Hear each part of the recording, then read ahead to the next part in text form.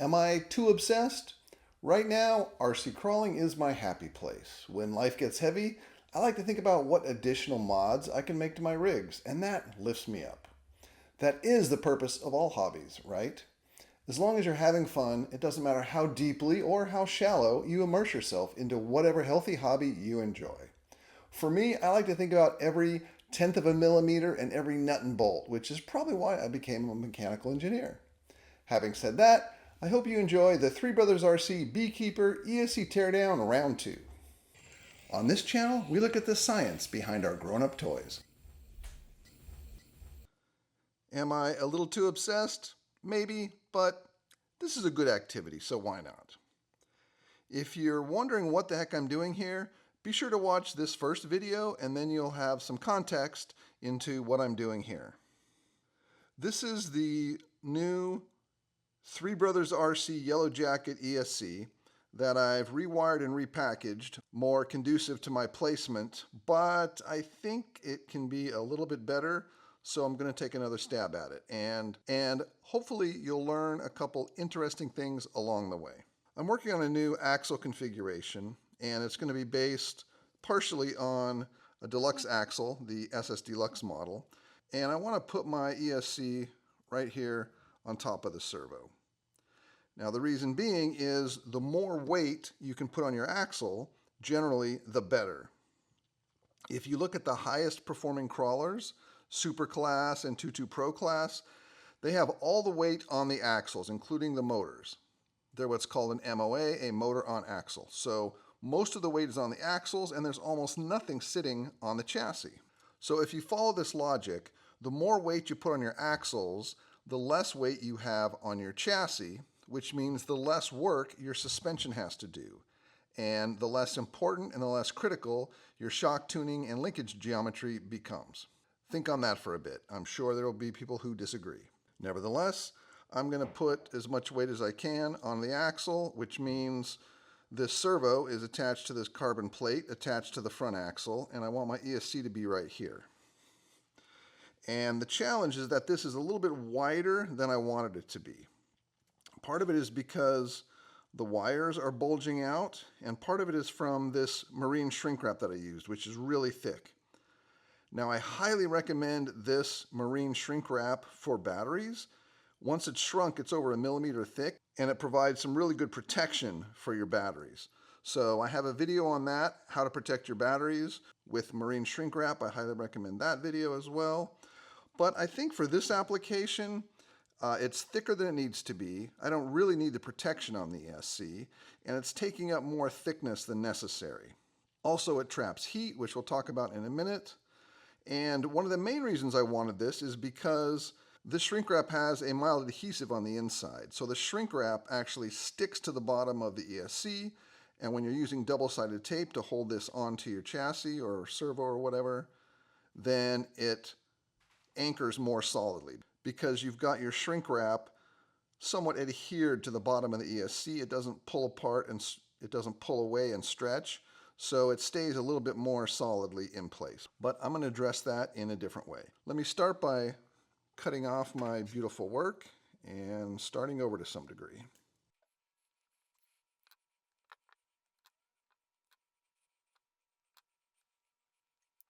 There's a little bit of adhesive on the inside. It's not super strong, you can always peel it off, but it does add a little bit of adhesion. Part of my design here, if you'll remember from the first video, is I have this carbon plate, which sits in between some of the taller components and gives me a nice flat surface for that double-sided tape to stick to. And many of you pointed out that carbon fiber is a conductor of electricity, and suggested that this plate might be better in fiberglass, and that's a great suggestion. I'm going to do that. So let me take off this plate. This was just stuck on with some hot melt. Carbon fiber is, the actual carbon fiber threads themselves are inside of an epoxy matrix, and so it's not super conductive. However, all these edges have been cut and ground to shape, so there is exposed carbon along the sides, and there's potential that that could contact some of these components. So since I have this apart, I'm going to play it safe and follow your recommendations and remake this out of fiberglass. For under 10 bucks, I got this sheet of fiberglass. It's a 1/2 millimeter thick, so it should be perfect for reproducing this only out of fiberglass. I'll start by cutting a small piece.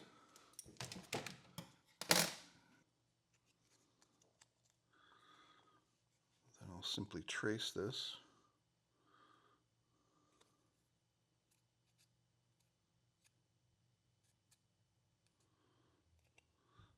All right, now I'll Dremel this out.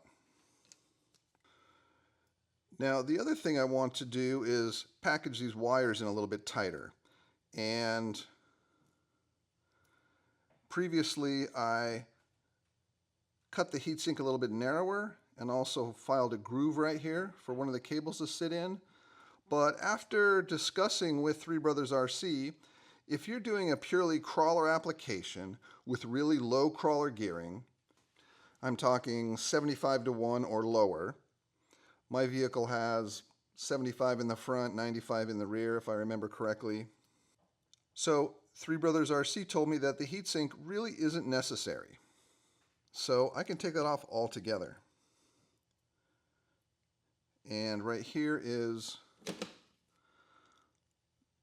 a thermal pad. You have to have a good connection between the heatsink and the parts that get hot.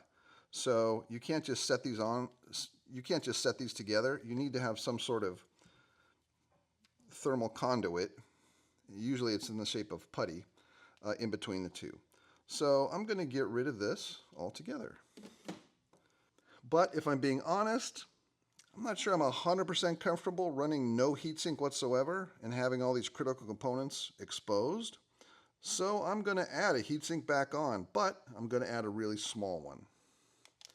I bought a couple for Amazon. These were only $6. And I kind of like this one. It's real low profile. So this will provide some heat management and some protection. And I think it's probably a good idea to have this on there. So what I'm going to do is cut a slice of this off and just have a real small, low profile heatsink on there. Even though it's probably not necessary, I just feel better about having a little something on there. 12 seconds later. All right, look at that. I just put it through my chop saw with a fine-tooth blade, cleaned it up with a Dremel, and this is going to go right here. Nice. Now this comes with some thermal pad, and I think there's adhesive on this too. Again, this thermal pad is critical.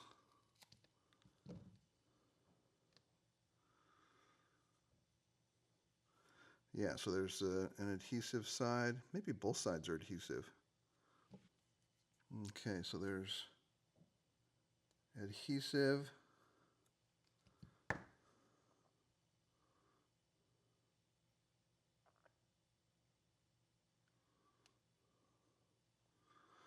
All right, if it's a little bigger, that's not a problem. It's not a super strong adhesive, so you can do a little repositioning. All right.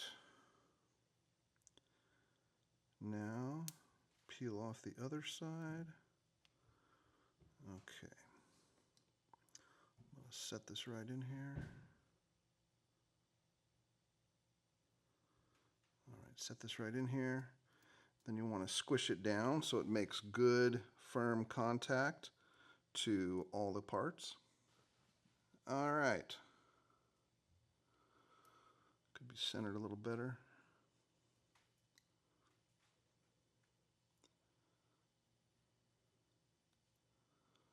Okay. Now I'm also going to wrap some Kapton tape around this just to really hold it in place. But first I need to get my bottom plate finished.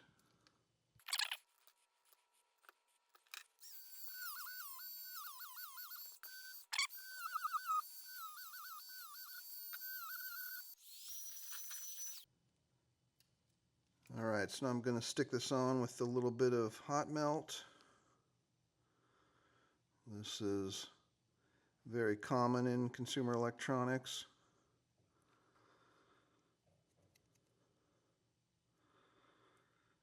So just put that there. Press it down so it's nice and flush.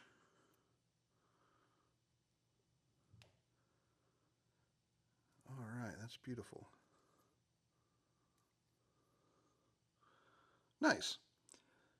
Now I've got a nice flat surface for the double-sided tape to stick to.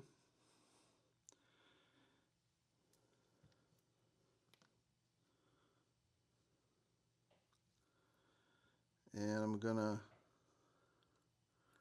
tape this whole thing down with high temp Kapton tape. It's going to be really nice.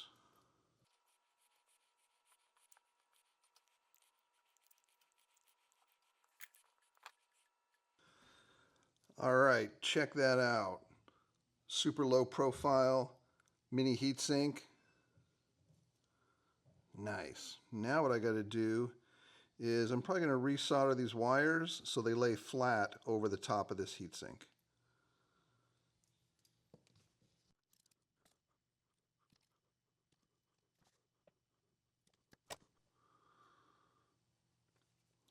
What I'm going to do is shorten these wires because solder tends to work its way up the strands and make the wire stiff, and I want it to be flexible at the base.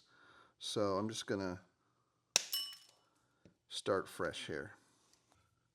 These Knipex wire strippers are some of the best.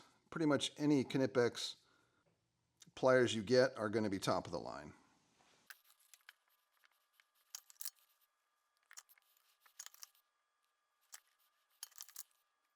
Now what's nice about these wire mounts is they've got holes drilled through, so you can really heat the wire up, push it all the way through, and it makes a really nice anchor.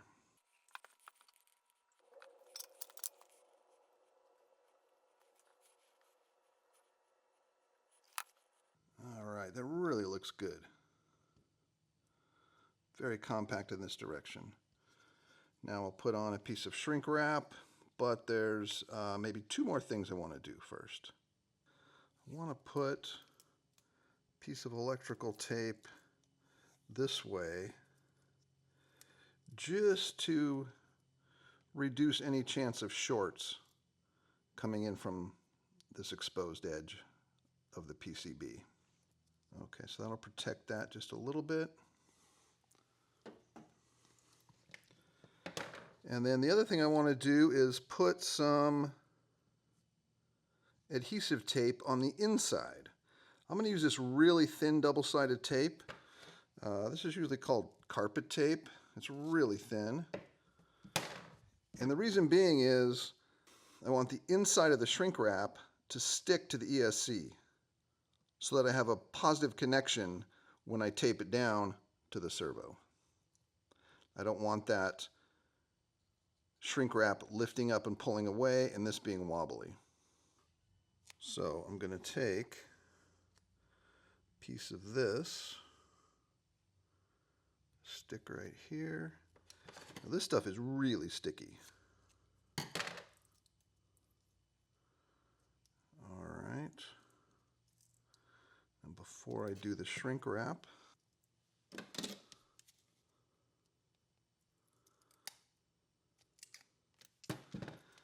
all right, now the really hard part will be getting this on without touching the adhesive.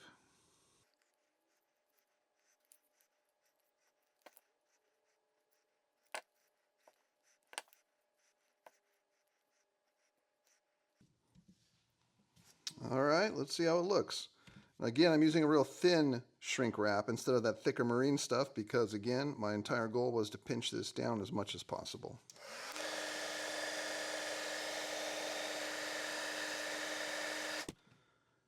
All right, check that out. Quite a bit narrower this way, smaller all around. It's definitely a much tighter package than before. And I've got a fiberglass plate instead of carbon, so there's no worry about shorts. I've got a mini heatsink in there. Was any of this necessary? Not even remotely necessary. Did I enjoy doing it? Yes. And do I feel good about it? Yeah. I think it's going to be a better package this way.